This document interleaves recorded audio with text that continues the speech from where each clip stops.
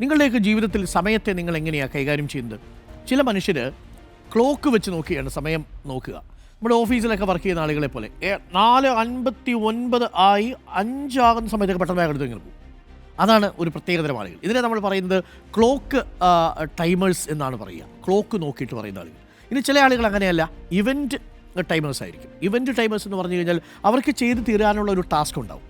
ആ ജോലി ചെയ്ത് കഴിഞ്ഞിട്ടേ അവരടുത്ത ജോലിയിലേക്ക് പോകും. അതുവരെ അവർ ആ വർക്കിൽ മാത്രമായിരിക്കും. അവർ ക്ലോക്ക് നോക്കാറേയില്ല. സാധാരണ സർഗാത്മക പ്രവർത്തികളൊക്കെ ചെയ്യുന്ന ആളുകൾ, കഥ എഴുതുന്നവർ, നോവൽ എഴുതുന്നവർ, തിരക്കഥ എഴുതുന്നവർ ഒക്കെ ഇവൻറ്റ് ആയി ബന്ധപ്പെട്ടതാണ്. അപ്പോൾ അതൊരു ഇവൻറ്റ് ടൈമർ എന്നാണ് പറയുക. ചില പ്രോഗ്രാമൊക്കെ ചെയ്യുന്ന IT-യിലെ കമ്പനിയിലെ ഉദ്യോഗസ്ഥരെല്ലാവരും ഇവൻറ്റ് ടൈമേഴ്സ് ആയിരിക്കും.